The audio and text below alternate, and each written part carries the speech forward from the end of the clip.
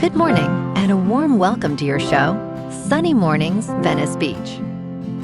I'm your host, Melissa, and it's Thursday, April 30th. You'll be interested to know, 33 years ago, today in 1993, Tim Berners-Lee released the World Wide Web to public access, enabling anyone to view and link documents across computers using hypertext and simple browsing tools. This opened a new era of global information sharing, sparking innovation in communication, commerce, and education that transformed everyday life. So now you know. And now, it's time for the Surf Report. This morning, it's looking clean with waves around 1 to 2 feet. Conditions will shift to fair by late morning as the wind goes sideshore at 4 miles per hour. By noon, expect the wind to shift onshore at 8 miles per hour and the waves to become choppy. The tide is coming in throughout the afternoon. Best time to ride is at 6 a.m. with the 1 foot incoming mid-tide when the southwest swell is 1 foot at 14 seconds and the offshore wind is 3 miles per hour. The first high tide on Thursday will be 4 feet just after 9:30 a.m., followed by a 1.5 foot low tide just before 3. The nearshore buoy at Santa Monica Pier reads 64 degrees for the water temperature. Expect clean conditions on Friday with waves around 2 to 3 feet and light offshore winds early in the day. Saturday sees a drop to 1 foot, with clean morning conditions turning choppy as winds increase. By Sunday, wave heights remain around 1+ foot, but conditions become increasingly choppy, especially in the afternoon. This morning, there's patchy fog, and it feels like 54 degrees with 5 mile per hour wind. The sunset will take place at 7:37, and it will rise again tomorrow at 6:04. It looks like we're in for some patchy fog before 11 a.m., and mostly sunny skies with a high near 68 and a moderate south wind around 10 miles per hour. If you're inland, it will hit a high of 69. Tonight, expect partly cloudy skies with a low around 52 and light winds around 8 miles per hour. Looking ahead in the weather, Friday is mostly sunny with a high near 69 and a south wind of 5 to 10 miles per hour. Saturday and Sunday stay mostly sunny with highs slipping from near 68 to about 65 and nights in the mid-50s.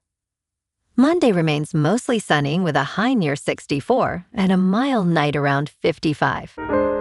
Bonjour, food enthusiasts. This podcast is brought to you by Versailles Cafe and Pastries in Encinitas. Nestled on El Camino Real South, just north of Encinitas Boulevard, this cafe is a haven for culinary delights. Indulge in their amazing Eggs Benedict or their gluten-free crepes. You can grab a panini for lunch or just breeze on through to get your morning coffee. They are open every day from 8 to 5. So stop on by and don't forget to tell them Sunny Morning sent you. In local news, your guide to the LA Unified Board of Education District 6 race is here. Incumbent Kelly Goins is unopposed in the June 2nd primary for the LA USD Board District 6 seat. As the district faces an investigated superintendent, declining enrollment, a potential strike, and ongoing academic recovery from the pandemic, the race is essentially a foregone conclusion. The only name on the ballot is 2-term incumbent Kelly Goins. With nearly 400,000 students, the nation's second-largest school system must navigate evolving challenges that could impact its future. In mid-April, LA Unified officials averted a strike by agreeing to significant employee raises and new hires. The contracts will cost nearly $1.2 billion a year.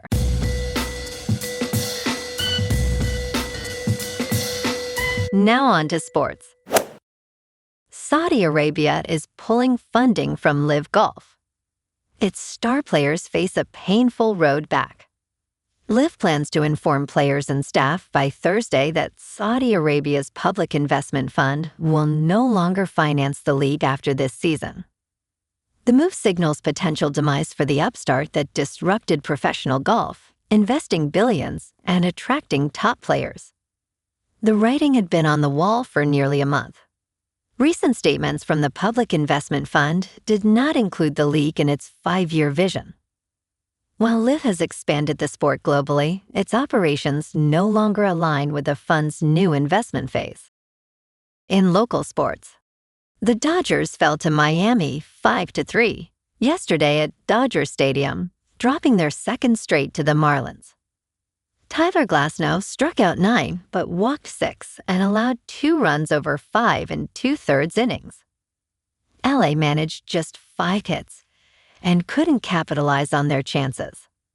The defending champs sit 20-11, but need to turn things around fast. They head to St. Louis tomorrow to face the Cardinals at 5:15, with Emmett Sheehan taking the mound against Matthew Liberatore. Manager Dave Roberts acknowledged the offensive struggles publicly today. Freeman, Tucker, Will Smith, and Hernandez have all underperformed during this rough stretch. Roberts is right to sound the alarm. This team did not pay elite money to score 3 runs over 2 games.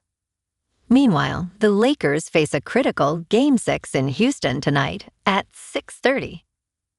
The Rockets forced a Game 7 with a 99-93 upset at home, keeping themselves alive after LA led 3-2. Houston's balanced attack, all 5 starters in double figures, was the difference, hitting 14 three-pointers to LA's 7. LeBron led the way with 25 points. Austin Reeves played vital minutes in his return after missing 9 games.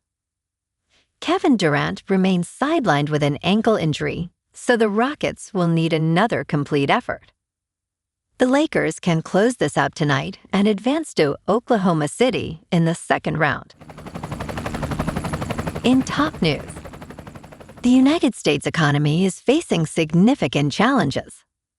At his Senate confirmation hearing last week, Kevin Warsh stated that the Federal Reserve needed a serious overhaul, advocating for messier meetings and a good family fight. On Wednesday, Jerome Powell announced he would not be leaving immediately, breaking a 75-year precedent where outgoing chairs left as successors took over. 3 of Powell's colleagues indicated they are not inclined to cut interest rates soon. This decision follows a criminal investigation into Powell's oversight of building renovations, highlighting the Trump administration's pressure on the Federal Reserve. In business news, Michael Burry sounds the alarm on what is coming for 401ks. If you own an index fund in your 401k, the composition of your account could change in the coming months without any action on your part.